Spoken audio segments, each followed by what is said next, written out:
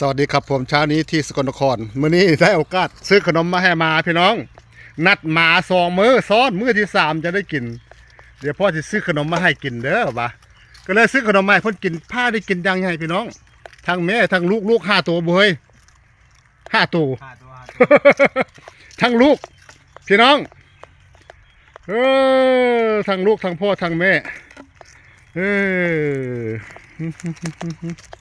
เอาเงินมีอยู่20 บาทบักนะเอาไว้ซื้อเอาไว้ถอน เอาดิ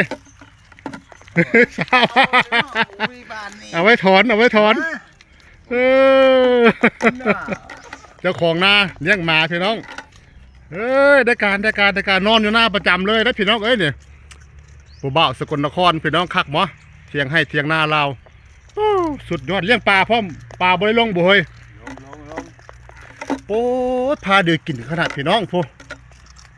ทั้งพ่อทั้งแม่ทั้งลูกกินย่างง่ายขันยากให้พวกมาเลี้ยงขนมดูๆนะให้พวกโซกมานเด้อพวกจะได้มาเลี้ยงขนมดู